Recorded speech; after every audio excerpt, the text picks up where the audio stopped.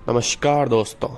आज हम लोग बात करने वाले हैं देवरा मूवी के बारे में। देखिए गाइस, देवरा मूवी मैंने देख ली है और यहाँ पे मैं देवरा का रिव्यू वगैरह कुछ नहीं दे रहा हूँ। अगर आपको देवरा देखते हैं तो आप थिएटर्स में देखिए। मैं आपको वहाँ पे यहाँ पे देवरा की कहानी बताने वाला हूँ, तो स्पॉयलर्स और मिलेंगे। तो अगर आप देवरा थिएटर्स में देखना चाहते हैं तो थिएटर्स में देखिए, और अगर थिएटर्स में नहीं देखनी है, सिर्फ कहानी से मतलब है, तो मेरे से कहानी सुन लीजिए। और अगर कहानी भी अगर आप सुनना भी नहीं चाहते, सिर्फ पढ़ना चाहते हैं, तो यहाँ पर डिस्क्रिप्शन में मैंने कहानी लिख रखी है, वहाँ पे पढ़ भी सकते हैं। और अगर सुनना चाहते हैं तो कोई काम करते करते कहानी सुन लीजिए। पहले देवरा के बारे में कुछ जानकारी दे देता हूँ। देवरा 2024 की मूवी है, सभी को पता है तेलुगु में बनी है, लेकिन सभी भाषाओं में रिलीज हुई है हिंदी के साथ साथ। इसका डायरेक्टर है कोटाला शिवा। कोटाला शिवा इसके पहले लेटेस्ट फिल्म थी वो थी आचार्य। आचार्य वाज अ ह्यूज डिजास्टर, बहुत ख़राब मूवी बनाई थी कोटाला शिवा ने। लेकिन उससे पहले उन्होंने अच्छी मूवीज़ भी बनाई है, जैसे कि जनता गैराज और डैशिंग सीएम भरत और वैसी मूवीज़। इस मूवी में मेन लीड में है जूनियर एनटीआर, जानवी कपूर, सैफ अली खान, प्रकाश राज और मुरली शर्मा। ये कहानी है देवरा की। देवरा जो है जूनियर एनटीआर प्ले किया गया है, उनका बेटा भी है, वो भी जूनियर एनटीआर ही प्ले कर रहे हैं। ये इस मूवी का बजट 300 करोड़ था और फिलहाल ये मूवी पूरे वर्ल्ड वाइड 275 करोड़ कमा चुकी है। लेकिन आज मंडे में इसमें बहुत ज़्यादा ड्रॉप देखने को मिला है कलेक्शन में, और मुझे लगता है कि आखिरकार ये लास्ट जाके एवरेज मूवी रहेगी।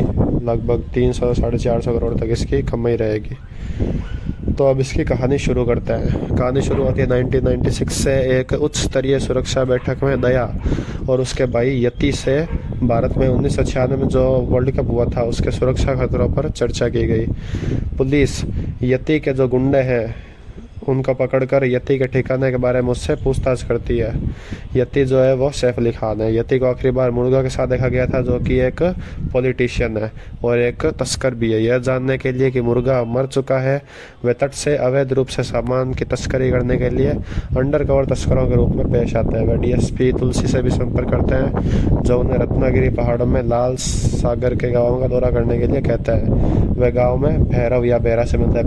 बेरा का जो कैरेक्टर है वो है सैफ अली खान का, और उसे सामान की तस्करी करने की धमकी देते हैं, लेकिन वह उन्हें हिंसक रूप से अस्वीकार कर देता है। बेरा मना कर देता है तस्करी के लिए। उन्हें सिंगप्पा मिलता है, जो उन्हें नाव में समुद्र तट पर ले जाता है।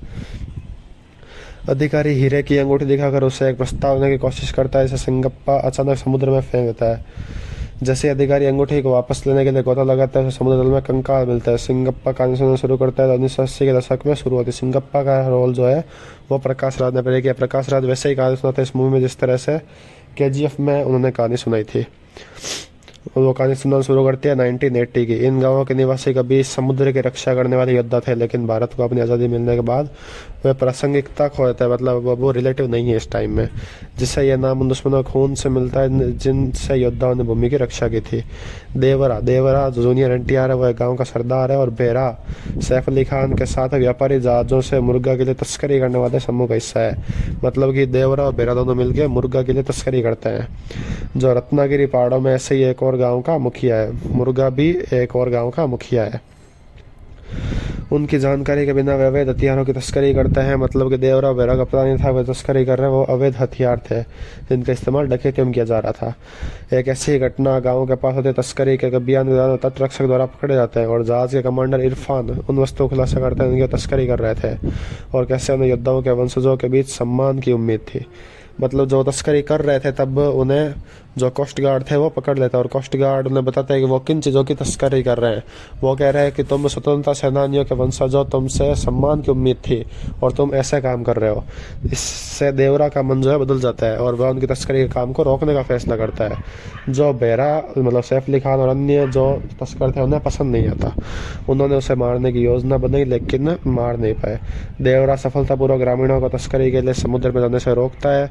बाद में उसे मारने की कोशिश के बाद वह गायब हो जाता है, और तट के पास एक चट्टान पर एक संदेश लिखता है कि वह तस्करी के लिए समुद्र में जाने वालों को मारना जारी रखेगा। मतलब कि देवरा ने गाँव वालों को मना कर दिया, लेकिन वो खुद भी गायब होगा क्योंकि बेरा और उसे मारने की कोशिश कर रहे थे। लेकिन वो समुद्र के पास ही एक जगह पर छुप गया और उसने वहाँ पे एक चेतावनी लिख दी कि जो भी तस्करी के लिए समुद्र में जाएगा वो मेरे हाथों मारा जाएगा। साल बीतते हैं और हर कोई मछली पकड़ने को अपनी आजीविका के रूप में अपनाता है, क्योंकि देवरा ने तस्करों को मार डाला। जबकि ग्रामीणों को वो कभी दिखाई नहीं। उसका बेटा वर्दा, जो कि देवरा का बेटा, अभी NTR है, देवरा के व्यवहार के में शांत विपरीत हो जाता है।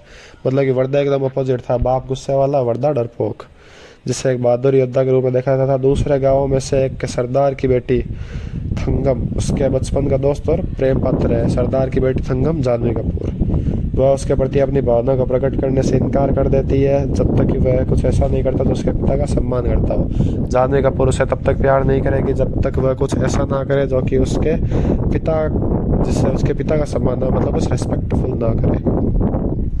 डरपोक वर्दा अपने परिवार को अपने पिता के बारे में बोलने की कोशिश करता है, जिन्होंने उनके अनुसार उन्हें छोड़ दिया था। वर्दा अपने परिवार से कहता है कि पिताजी को भूल जाए क्योंकि उन्होंने हमें छोड़ दिया था, उसके अनुसार। दूसरी ओर बेरा जो है वो देवरा को मारने के लिए अपने दोस्त कंजुरा के बेटे सहित एक निजी सेना तैयार करता है। यति और मुर्गा फिर से बेरा को उनकी तस्करी करने और देवरा को मारने का मौका देते हैं, जो उनके कार्यों के लिए सबसे बड़ा संकट है।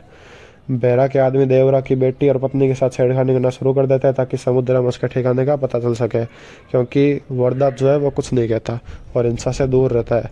अपनी वार्षिक आयुध पूजा लड़ाई के दौरान अंततः वर्दा बेरा के आदमी को हरा देता है। उसकी आश्चर्यजनक वीरता को देखने, अपनी बहन का यौन उत्पीड़न करने के बाद, अनजाने में एक आदमी को मारने के बाद, बेरा वर्दा तस्करी अभियान के लिए देवरा को मारने के लिए उनके साथ शामिल हो जाता है।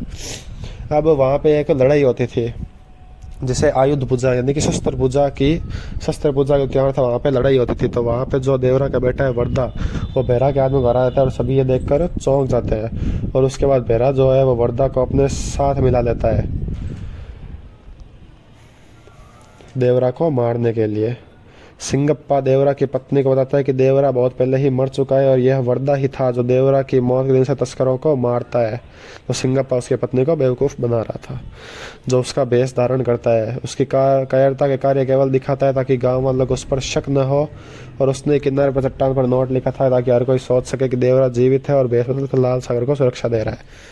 तो इसी बीच में नया ट्विस्ट है कि भाई सिंगप्पा जो है वो उसकी देवरा की पत्नी को बताता है कि तेरा बेटा जो वर्दा है वही देवरा है। देवरा तो काफ़ी पहले मर गया था और वर्दा ये जो है वो नाटक कर रहा था डरपोक होने का, असल में वो भेष बदल कर देवरा बनकर सभी तस्करों को मार रहा था ताकि हर कोई सोचे देवरा जीवित है।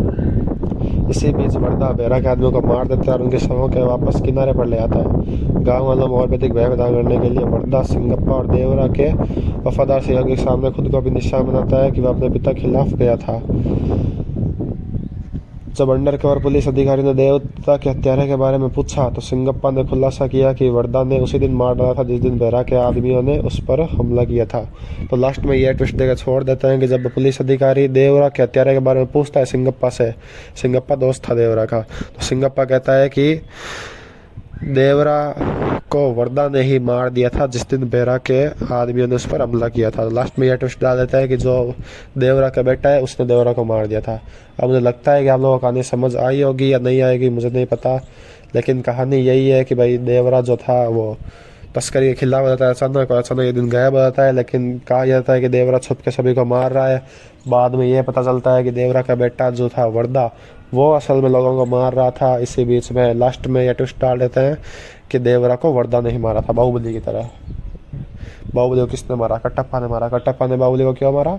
वर्दा ने देवरा को क्यों मारा? तो क्लीशे मूवी है, थोड़ी सी बोरिंग भी है, एक्शन सीन्स बढ़िया है, VFX बहुत ख़राब है, अनिरुद्ध का म्यूजिक भी अच्छा नहीं है। तो ऐसे कोई है तो नहीं देखने लायक, लेकिन OTT पर आए तब देख लेना। और तब तक के लिए कहानी मैंने आपको बता ही दिया है। वीडियो पसंद आया तो लाइक कर देना और चैनल को सब्सक्राइब कर देना। और अगली स्टोरी कौन सी मूवी की जाननी है वो भी कमेंट करके बता देना। तब तक के लिए बाय।